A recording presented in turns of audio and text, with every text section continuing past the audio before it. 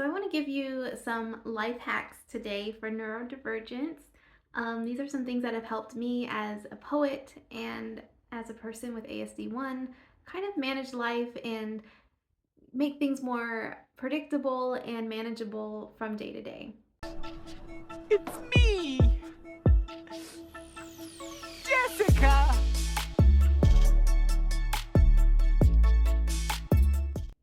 So the first tip that I have is to make your work environment predictable. And what I mean by this is setting a general atmosphere and tone for when you're ready to work. For me, it looks like lighting a candle that's the same fragrance or putting on an incense that is the same fragrance every time I'm ready to work. And this kind of triggers my brain to give an association with a signature smell to a specific type of work. So I might have a signature smell for when I want to write poetry. I might have a signature smell when I want to manage the bills, or put on a signature smell for when I want to write a book or create something different. You can even do it if you are a novelist, you can do it for each project. Like essential oils are great for this. Maybe a certain book is lavender, and then your other work in progress is citrus or lemon. And it kind of differentiates your two projects, but it still signals your brain that it's time to work. Another thing is music. You can do the same thing if you don't like the sensory feeling of smells. You can do it with audio, and there's a lot of binaural beats and things on YouTube that really help with focus, and I really like the ones that switch from left to right ear. It gives me the sensation of kind of like what it feels like to twirl, and so firing the left and the right brain with those beats really helps me focus, and it could be something that works for you as well. So the second tip I have is in regards to your routine. You never want to change your routine cold turkey. If something's not working for you in your routine, set a date when you want to make that transition. Just like our medications, we would never just stop a medication and start a new one cold turkey because it could have adverse effects. So the same thing with our routine. We wouldn't just jump into, for example, if we're not physically fit and we want to start exercising, but maybe we want to try a new exercise. For example, me, I walk daily, but maybe I decide I want to step it up and I want to do HIIT workouts. I wouldn't drop my walking routine and just start doing HIIT workouts. I would gradually start incorporating maybe some HIIT movements in my daily walk until I get to the point where I can transition. And this is super helpful in the sense that for me personally, I am a self-starter, but I tend to get distracted with things that aren't familiar to me. And so if you're already have a set routine and you're already doing something repeatedly throughout your day, you want to make sure you keep the things that you're good with sticking with and then add on in small increments. That just keeps you from being overwhelmed, and then you won't have that feeling of defeat when it's harder to pick up new habits and new routines. Something else that really helps with me is task trackers, and I have a little app on my phone where I set up my day very, very specifically down to, did you shower today? Did you get dressed today? Did you drink water today? I have my chores on there. On certain days, I'll do laundry, or I'll do bathrooms, or I'll clean the bedrooms. And then even my work schedule, what I have to do, check emails. Do I want to write for a certain period of time? Am I going to exercise that day? What am I going to do for exercise? I pretty much plan out my entire day, and I just try my best to not deviate from that list. If I can stay on task with those things on the list, then when I find myself getting sidetracked, which happens often, I can come back to the list and be like, is it on the list? Is it something that needs to be on the list? And if it is, add it to the list. But if it's not, then just kind of write it down as an idea for another day.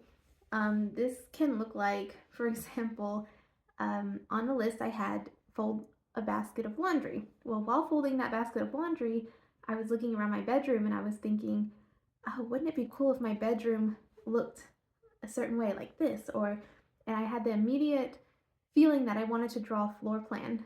And I have no plans to build a house or move or anything in the near future. And so that's probably not something that needs to be on the list because I was about to drop everything with the laundry and start drawing up a floor plan because in my mind, it was something that I just had to do. And it wasn't something that I needed to do right then. So I just wrote down the idea and kept it pushing.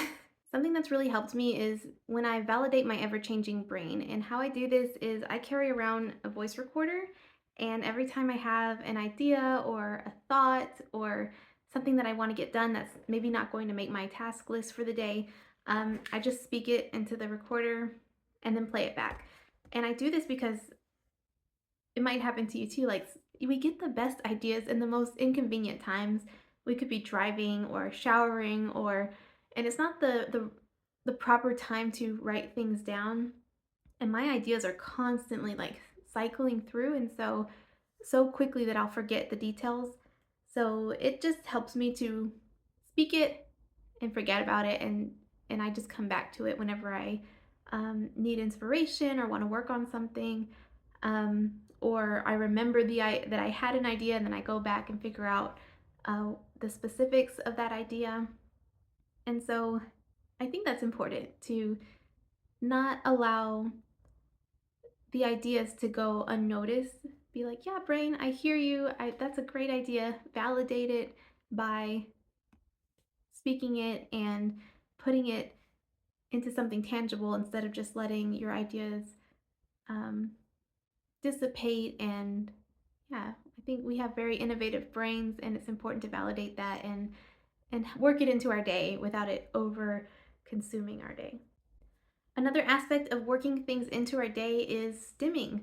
um, I found that I'm the most comfortable when I stim. A lot of the times my stims aren't very noticeable to other people, and some of them are. One of them is wringing my hands.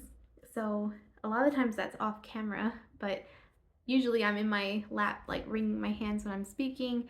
Um, Whenever I'm doing this in my day to day life, if I'm wringing my hands, something that I could do is wash dishes or play piano. I like to crochet to keep my hands busy and keep me from wringing my hands. In social situations, that's kind of not possible, but you could bring things like stress balls or um, just anything to keep your hands busy. Yeah. Yeah, I got nothing for in public. If you have any ideas for what to do in public for that, then let me know because I would really enjoy reading those for my own benefit. I do have one stim that I haven't figured out how to manage, and that is clearing of the throat. I have oftentimes when I speak, I'll clear my throat 2 times. It has to be twice. If it's not twice, then I'll keep doing it until I feel comfortable speaking again. There's nothing in my throat. I'm just clearing it for whatever reason. I haven't figured out why I do it, but it's definitely a stim of mine. So those are just some little hacks that I have. I was just recently diagnosed at 30 years old. I am 34 now. So it's been a very short time living openly with ASD. Um, but I've had it my entire life. I've done these things since I was a child, but I've gotten very good at masking them. And so, one thing I would like to bring to the forefront with adults who have autism or are on the autistic spectrum, um, I would like to bring awareness to the fact that some of us are late diagnosed and we've had about 2 decades of masking under our belts. So we tend to get comments like, well, you don't look autistic, or I never would have guessed. You seem so normal. um, but please be aware that a lot of us, it wasn't as recognized previously. Now it's just becoming more recognized, widespread. And so, with things like Autism Awareness Month, we're bringing more awareness to it and more than ever before. And so, I just want to bring awareness to that aspect of those with adult autism that it looks different than what you might see in children. We've learned to mask and we've learned to do coping mechanisms for stimming.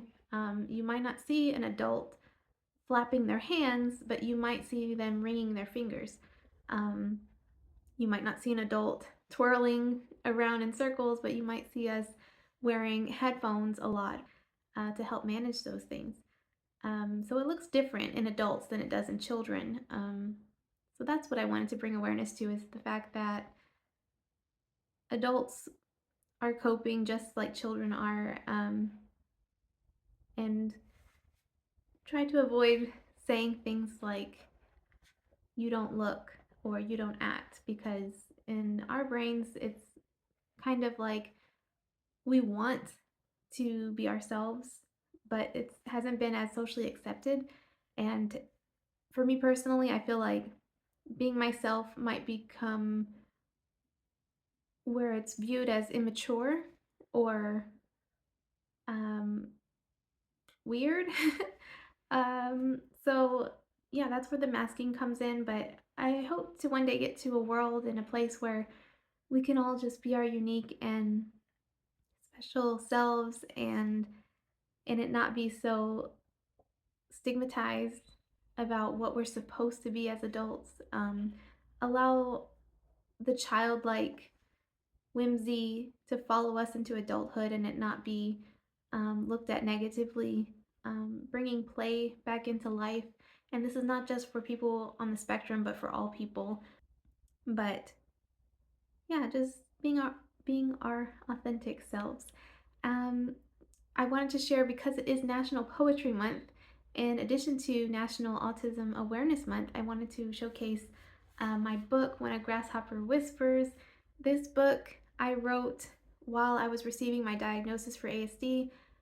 I was not aware of how many things were affecting my life until I finished this book and I realized my diagnosis and I realized that almost every trauma I ever faced in life was due to the fact that I wasn't aware that I had ASD.